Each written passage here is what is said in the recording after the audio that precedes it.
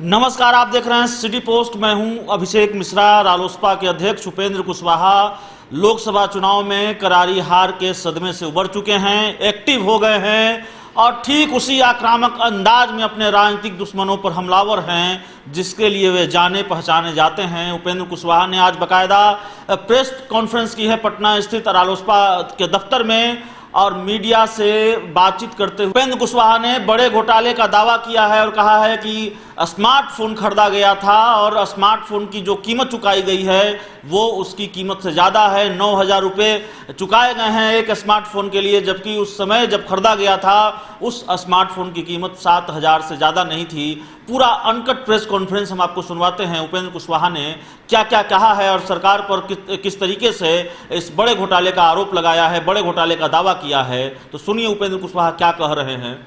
सब लोग सुनिश्चित होने जो पहले पेपर तो मिल गया ना सब लोगों को। उपेंद्र जी पीछे कहाँ वहाँ देखो ना उधर इधर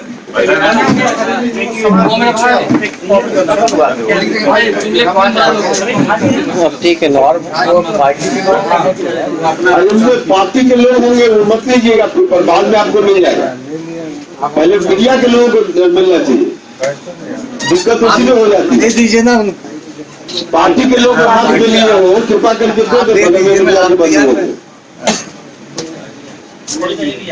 ठीक है, नहीं लेना होगा तो ले लीजिएगा एक साथ में। खैर कोई ऐसा नहीं कि नहीं मिलेगा, अभी कॉपी जितनी होगी उसी में बात है। अब तो शुरुआत तो करें, करिए हो गया। सबसे पहले तो आप सभी लोगों का स्वागत है।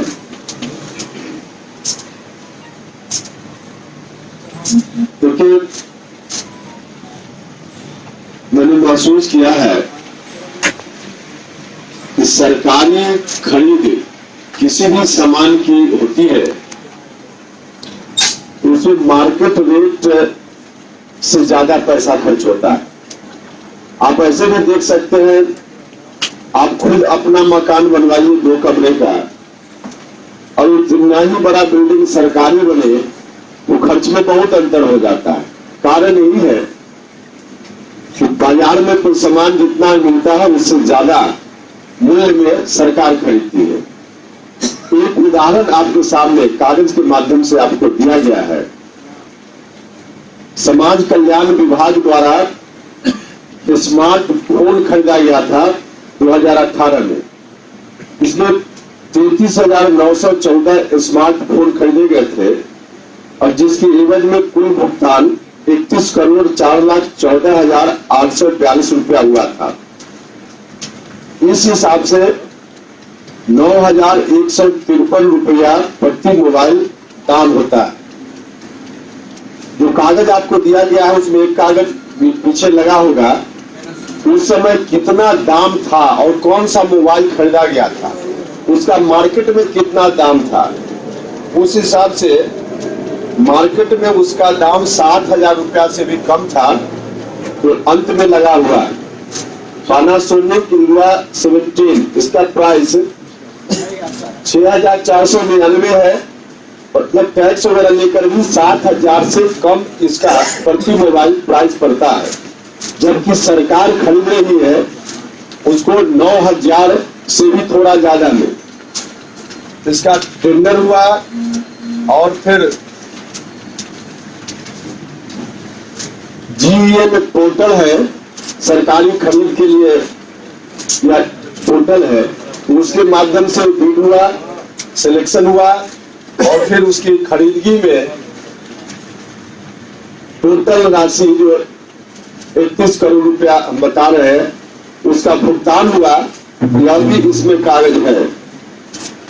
कुल मिला जुला करके आप देख सकते हैं कि सरकार का जो कागज है उसी के अनुसार लगभग 6,78,28,000 का ज्यादा भुगतान हुआ। जो रेट था उस समय, उस रेट पर अगर सरकार खरीदती, जबकि बल्क में अगर खरीदगी करनी हो तो कंपनी से सीधे बात की जाए, जहां 33,000 34,000 मोबाइल सेट की खरीदगी हो रही है सीधे अगर कंपनी से बात की जाती तो और भी सस्ता हो सकता था, नेगोशिएशन हो सकता था, लेकिन कोई बात करने की बात तो दूर नहीं, इसमें बाजार मूल्य से 2000 से भी ज्यादा एक मोबाइल पर भुगतान किया गया और लगभग 6-7 करोड़ रुपया इस काम में सरकार ने ज्यादा पैसा दिया। स्वाभाविक रूप से यह पैसा कंपनी के पास पूरा नहीं गया होगा, कुछ लोगों की जेब में यह पैसा गया होगा और किनकी जेब में गया, क्यों ऐसा हुआ है, मार्केट रेट कुछ है, आप 2000 रुपया ज्यादा देकर खरीद रहे हैं, इसका सीधा अर्थ है इसमें बड़े पैमाने पे वित्तीय घोटाला हुआ है। वित्तीय घोटाला का एक बड़ा उदाहरण आपके सामने है। हम माननीय मुख्यमंत्री जी से हमने पत्र लिखकर कहा है कि मुख्यमंत्री जी, बिहार की जनता सच्चाई जानना चाहेगी कि आखिर ऐसा क्यों हुआ है और विलंब इसके संबंध में मुख्यमंत्री जी जांच करके हो या जिस तरह से भी हो, बिहार की जनता को सच्चाई से अवगत कराएं कि आखिर ऐसा क्यों हुआ है। और मेरा कहना है कि इस तरह का घोटाला एक विभाग में नहीं, जहां जहां जिन विभागों में खरीदगी हो रही है सब जगह इस तरह के घोटाले हुए हैं। आने वाले दिनों में और विभागों के बारे में हम आपको जानकारी देंगे। हम जानकारी सिर्फ आरोप नहीं लगा रहे बल्कि कागज, जो सरकारी कागज है उस कागज के माध्यम से आपको बता रहे हैं, प्रमाण के साथ दे रहे हैं इसमें घोटाला हुआ है। और मुख्यमंत्री जी भ्रष्टाचार के बारे में हमेशा बोलते हैं कि जीरो टॉलरेंस है, तो मुख्यमंत्री जी बताएं कि उनके मातहत उनकी सरकार के एक विभाग में इस तरह का काम हो रहा है। मुख्यमंत्री जी बताएं कि जीरो टॉलरेंस का क्या मतलब है उनके लिए। राष्ट्रीय लोक समता पार्टी का कहना है कि इनका जीरो टॉलरेंस सिर्फ दिखाने के लिए है। अंदर में अगर तमाम विभागों की जांच की जाए तो पता चलेगा कि सरकार में सभी महकमा भ्रष्टाचार में डूबा हुआ है। एक उदाहरण आज मैंने दिया है, बाकी आने वाले दिनों में अनेक उदाहरण मैं आपके सामने प्रस्तुत करूंगा बारी बारी से। तो इसके मामला में माननीय मुख्यमंत्री जी से यही आग्रह है, हमने पत्र लिखा है कि बताइए बिहार की जनता को कि ऐसा क्यों हुआ और उसके बाद फिर कार्रवाई इस तरह की हो कि आगे ऐसी घटना न हो। और फिर कौन लोग हैं इसमें, कहाँ गया पैसा है, उनको क्या सजा देते हैं, सब कुछ बिहार की जनता के सामने आना चाहिए। और नहीं तो हम चुप नहीं बैठेंगे। राष्ट्रीय लोक समता पार्टी सड़क पर भी उतरेगी, आंदोलन करेगी इस घोटाला को उजागर करने के लिए, इसकी जांच करने के लिए। हमारी मांग है, हम मुख्यमंत्री जी से कहते हैं कि कीजिए, वरना राष्ट्रीय लोक समता पार्टी आगे आंदोलन का कार्यक्रम तय करेगी, फिर हम आपको बताएंगे। तो आज जो प्रेस कॉन्फ्रेंस का मकसद था, इस संबंध में कोई और सवाल हो तो आप बातों का हम जवाब भी देंगे। देखिए, एक तो मुख्यमंत्री जी के विवेक पर अभी हम छोड़ रहे हैं, ऐसी जांच कराए जिससे बिहार की जनता को भरोसा हो। और उसके बाद देखेंगे कि जांच में अगर कोई लिपापोती की बात होगी तो फिर आगे हम बताएंगे। लेकिन अभी हम वही से पूछ रहे हैं कि जीरो टॉलरेंस है या उनका जीरो टॉलरेंस से समझौता हो गया। सवाल मेरा यही है कि जीरो टॉलरेंस पर उन्होंने समझौता कर लिया या आज भी बरकरार है जीरो टॉलरेंस। मुख्यमंत्री जी बताएं कैसे जांच कराएंगे, अभी वही बताएंगे। उनके विवेक पर हमने छोड़ा है, लेकिन अगर लगेगा कि ठीक ठाक नहीं है तो हम आगे फिर आपसे बात करेंगे। लेटर आज ही हमने लिखा, आज ही लिखा। 2018 का इसमें सब डेट वगैरह है, सब कागज जो नीचे लगा है, कब समाज कल्याण विभाग का है, कब इसका रीडिंग हुआ, भुगतान का, कितना खरीद हुआ, कितना पैसा दिया हुआ, सब इसमें कागज लगा हुआ है। सवाल है कि लोकसभा चुनाव खत्म हो गया, विधानसभा चुनाव आना है, क्या लगातार आप करते रहेंगे?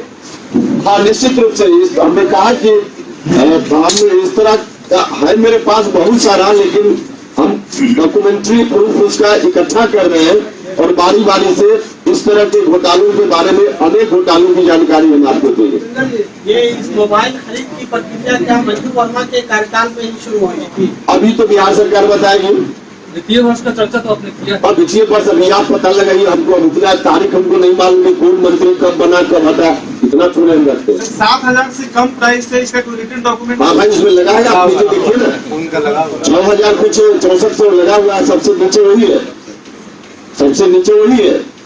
जबकि हम यह कह रहे कि बल्क में खरीदना हो तो नेगोशिएशन करके और कुछ दाम कम किया जा सकता है, होता है ऐसा।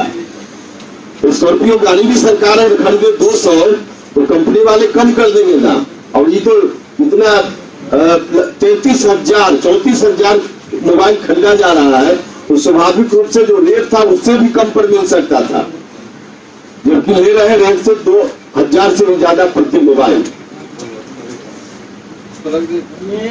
और दूसरा कि जितना में खरीद रहे हैं इसमें गुणवत्ता भी बाकी मोबाइल के कंपेरिजन में इसका बहुत ही कम था, मेमोरी इसका कम था, तो किस तरह से इतना घटिया सामान भी खरीदा गया और पैसा भी इतना ज्यादा दिया गया।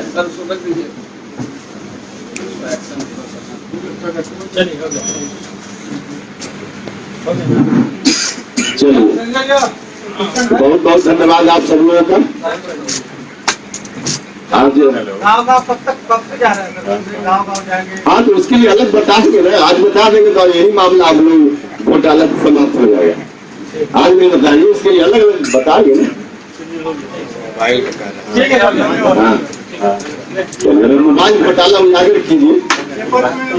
तो आपने सुना, रालोसपा अध्यक्ष उपेंद्र कुशवाहा को स्मार्टफोन घोटाले का दावा किया है। जाहिर है बिहार की राजनीति गरमाएगी, घोटालों पर राजनीति वैसे भी गरमाती है। सृजन घोटाले को लेकर विपक्ष हमलावर रहा है बिहार की सरकार पर और सीएम नीतीश कुमार पर, और अब जब रालोसपा अध्यक्ष उपेंद्र कुशवाहा ने दावा कर दिया है कि बिहार में स्मार्टफोन घोटाला हुआ है, तो जाहिर है घोटालों की फहरिस्त में जब एक और घोटाले का नाम जुड़ गया है तो बिहार की राजनीति गरमानी तय है। देखना है इस पर सरकार की ओर से या फिर जेडीयू की ओर से या सत्ताधारी बीजेपी की ओर से क्या सफाई आती है। इस खबर में इतना ही। अगर आपको हमारी खबर अच्छी लगे तो इसे अपने दोस्तों के साथ शेयर करें, हमारे यूट्यूब चैनल को सब्सक्राइब करें, बेल आइकन जरूर दबा दें ताकि हमारी खबरें सबसे पहले आप तक पहुंचे। प्यार, समर्थन और सहयोग के लिए बहुत बहुत धन्यवाद। यहाँ पड़ती है भविष्य की मजबूत नींव, हम मिलकर बनाते हैं बेहतर कल। गोपाल नारायण सिंह यूनिवर्सिटी, आपके बेहतर कल के लिए। 22 वर्षों का विश्वास, 10,000 से ज्यादा डॉक्टर्स, गोल नेशंस लीडिंग इंस्टीट्यूट। NSIT निखारता है आपकी प्रतिभा को। NSIT, a place to imagine, invent and inspire. NSIT, अम्हारा, Bihta, Patna.